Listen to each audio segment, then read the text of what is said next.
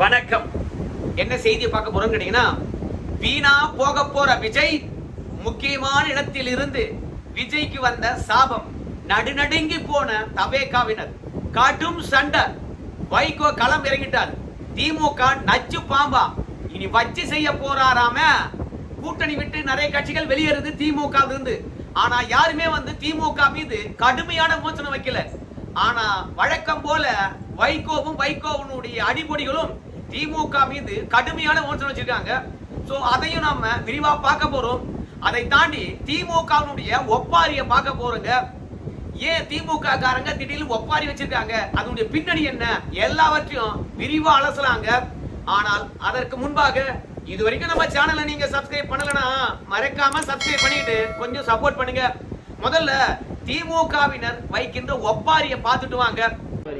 ஆனா இந்த தோல்வி என்னால தாங்க முடியாது.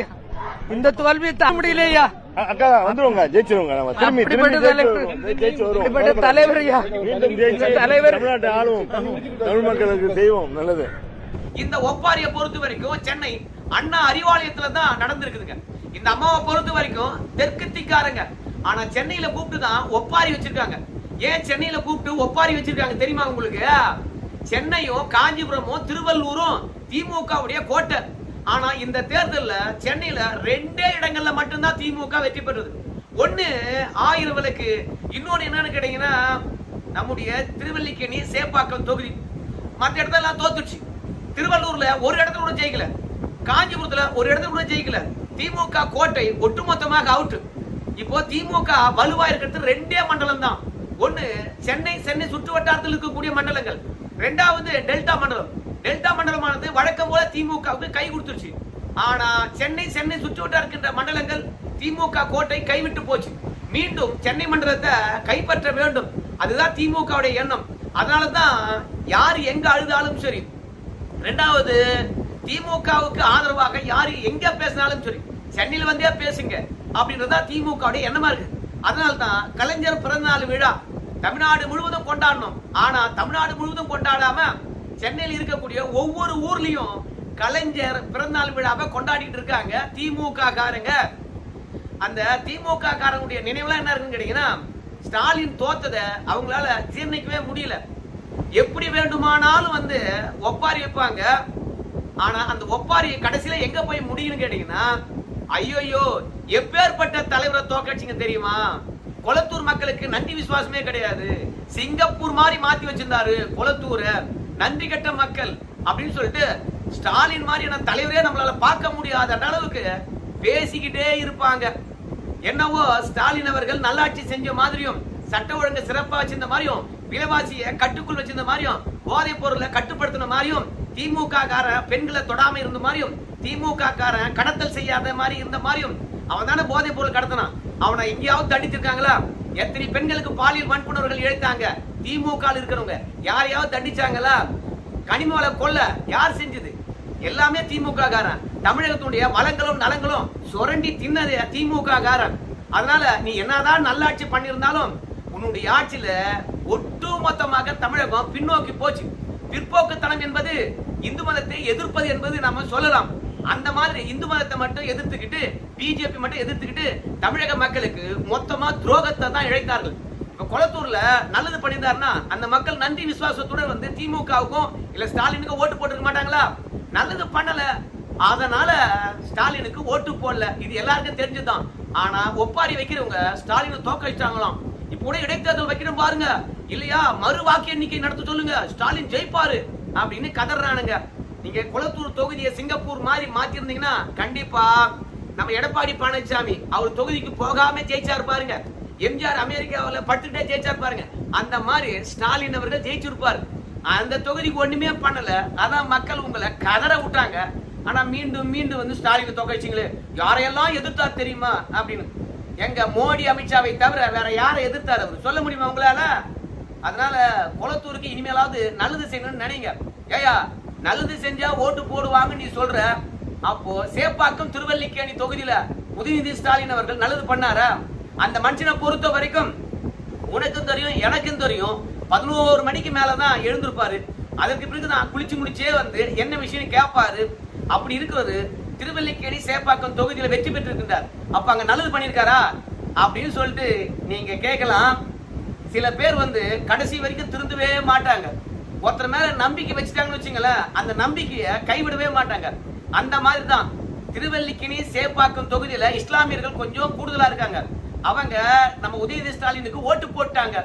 இந்த இஸ்லாமியர்களுடைய எண்ணமெல்லாம் என்னன்னு கேட்டீங்கன்னா, எப்பா திமுக தான்பா மோடியை எதிர்க்கும், நம்ம ஸ்டாலின் தான்பா நம்ம மோடி அவர்களை எதிர்ப்பாரு, அவங்களை விட்டா தமிழகத்துல பாஜக எதிர்ப்பதுக்கு யாருமே கிடையாதுப்பா அப்படின்னு நினைச்சுக்கிட்டு அவங்க ஓட்டு போட்டுட்டாங்க.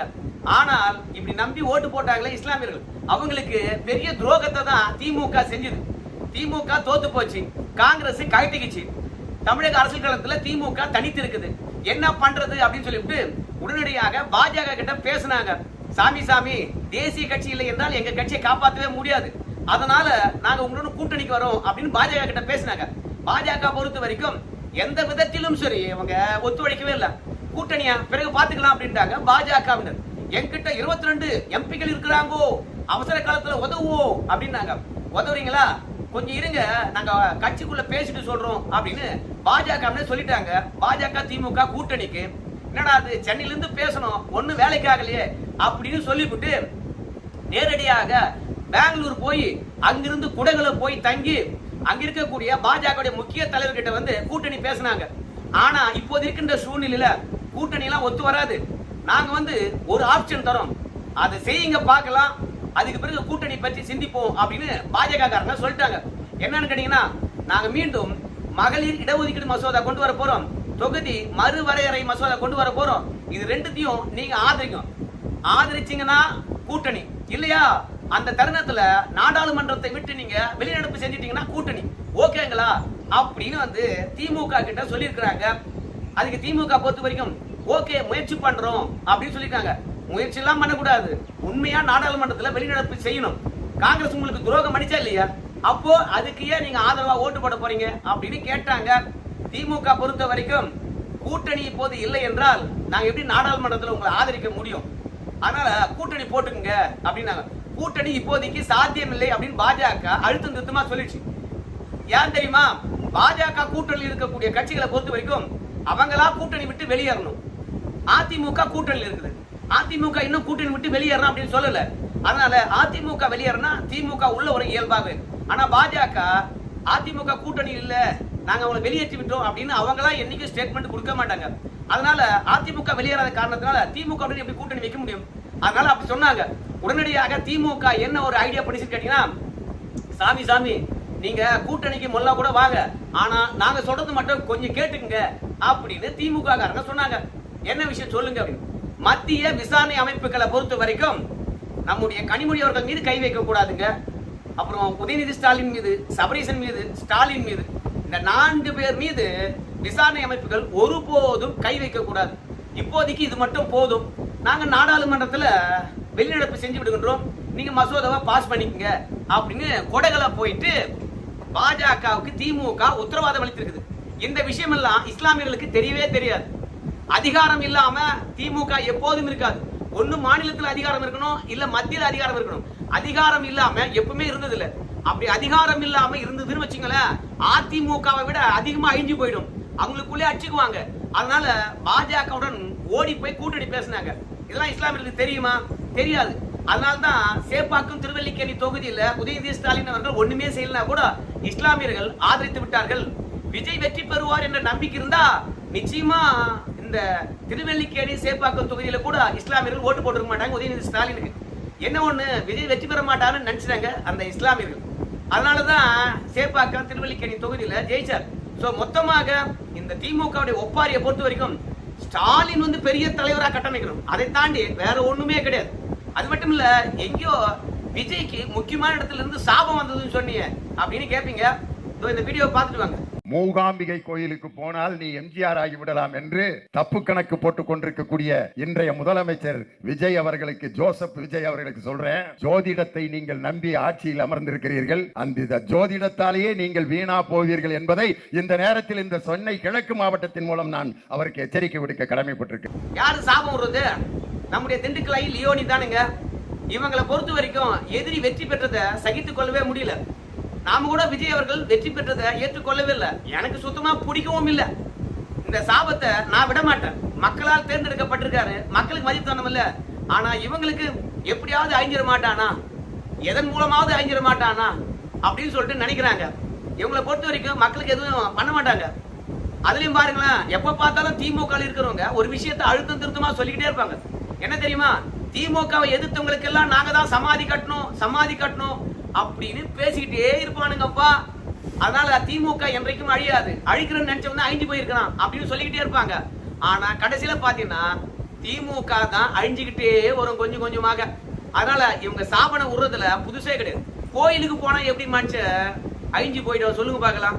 என்னவோ திமுக ஆட்சி இருக்கின்ற பொழுது தேனாரும் பாலாரும் ஓடின மாதிரியும், ஏதோ கர்நாடகா அணைகள்ல இருந்து தண்ணி வாங்கி மேட்டூர் டேம்ல தண்ணியை நிரப்பி ஜூன் 12ஆம் தேதி தண்ணி திறந்த மாதிரி எங்க தளபதி இருக்கின்ற போது நாங்க கரெக்டா 12ஆம் தேதி தண்ணி திறந்தோம். ஆனா விஜய் உங்க ஆட்சியில 12ஆம் தேதி தண்ணி திறக்க முடிஞ்சதா? தண்ணி திறக்க முடியலன்னா கர்நாடகா போன கொல்லூர் மூகாம்பிகை கோயில்ல சாமி கும்பிட்ட அங்கேயே கொஞ்சம் முதலமைச்சரை பார்த்து தண்ணி கொடுங்கப்பா அப்படின்னு கேட்டு வாங்கிட்டு வரலாம் இல்லையா? நீ எப்ப கோயில நம்பினியோ, எப்ப ஜோசியத்தை நம்பினியோ நீ நாசமா போவ அப்படின்னு சாவனை விட்டுட்டு இருக்கானுங்கப்பா. இந்த ஆட்சி நல்லா இருக்குதான்னு கேட்டீங்கன்னா நல்லா இல்ல. இவங்க குதிரை பேரை நடத்துறாங்களா? குதிரை பேரை நடத்துனாங்க. அதெல்லாம் ஜனநாயகத்துக்கு ஏற்புடையதா? ஜனநாயகத்துக்கு ஏற்புடையது கிடையாது. ஆனா இந்த ஆட்சி அகற்றப்பட வேண்டும், அதுவும் ஜனநாயக முறைப்படி அகற்றப்பட வேண்டும். சாபம் விட்டு அதன் மூலமாக விஜய்க்கு கெட்டது நடந்து அதன் மூலமாக ஒரு கட்சி ஆட்சிக்கு வரணும்னு சொல்லி திமுக நினைக்கிறாங்க. அந்த மாதிரி நான் நினைக்க மாட்டேன். அதற்கு பிறகு வைகோ சண்டை யாருமே சொல்லாதவர்கள் கூட தளபதின்னு ஸ்டாலின் தான் முதல்வர் ஆவார்னு சொன்னாருன்னு சொன்னாங்க. உள்ளபடியே அவர் சொன்னபடியே அவரை தவிர மற்றவங்க யாருக்கு அது ஏற்புடையதாக இல்லை. ஏன்னா நமக்கு எல்லாம் தெரியும், பாம்புக்கு என்னதான் பாதுகாத்தாலும் அது நஞ்சத்தான் கக்கும்.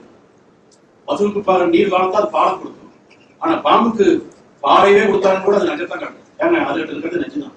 அதனால இந்த திமுகங்கிறது அது நச்சு பாம்பு. இது வைகோ பேசல, வைகோவுடைய நிர்வாகி தான் பேசியிருக்கின்றார். ஆனா வைகோ அனுமதி இல்லாம இந்த மாதிரி வார்த்தையை பேச முடியுமா? வைகோ குட்டியை விட்டு ஆழம் பாக்குறாரு. திமுகவை அடிச்சு துவம்சம் செஞ்சாரு இந்த ஆளு. ஆனா இருந்தாலும் எல்லாவற்றையும் என்னால சொல்ல முடியாது. ஆனால் நம்ம வைகோ பொறுத்த வரைக்கும் உணர்ச்சி வசப்படக்கூடியவர்.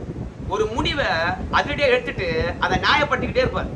எப்பவுமே சரி, வேக்கண்ட் இருக்கின்ற பொழுதுதான் நாம போய் அங்க சேர்ந்தோம்னா நமக்கு மதிப்பு இருக்கும். நாமளா போய் தன்னை திணித்து கொண்டோம் என்றால் மதிப்பு இருக்காது. அந்த மாதிரிதான் இப்போ தவேகா கூட்டணிக்குள்ள கேப்பே கிடையாது. வைகோக்கு அங்க அவசியமும் இல்லை. 2 எம்எல்ஏ போய் தவேகாவுக்கு ஆதரவளிச்சா கூட பரவாயில்ல அப்படின்னு நினைப்பாங்க. திமுக எம்எல்ஏ 2 பேரும் இப்போ வைகோக்கு இருக்கிறவங்க, அவங்க திமுக உடன் விட்டுட்டு அவங்க போய் தவேகால இணைஞ்சாங்கன்னா எதுக்கு? தவேகாவுக்கு இப்போ ஆட்கள் தனித்து நின்றே வெற்றி பெற்றிருக்காங்க. கூட்டணி கட்சிகளை பொறுத்த வரைக்கும் ஆட்சி நிலைப்பதற்காகத்தான் கூட்டணி சேர்ந்திருக்காங்க.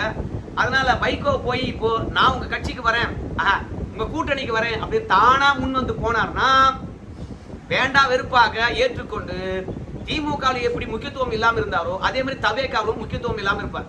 எப்போது தவேகால இருந்து அழைப்பு வருகிறதோ அந்த அழைப்பை ஏற்றுக்கொண்டு உங்களுக்கு உரியதை உறுதிப்படுத்திக்கிட்டு வைகோ போனார்னா அங்க நல்லா இருக்கும்.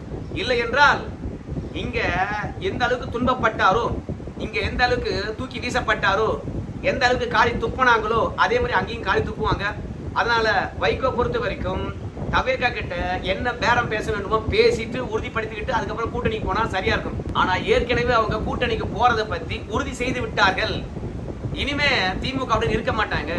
சோ வைகோவை அழைக்கவே தேவையில்லைப்பா, அவனே கூட்டணிக்கு வருவான்பா அப்படின்றதுனால வைகோவுக்கு தவேகாவில் என்ன முக்கியத்துவம் கொடுப்பாங்கன்னு நமக்கு தெரியல.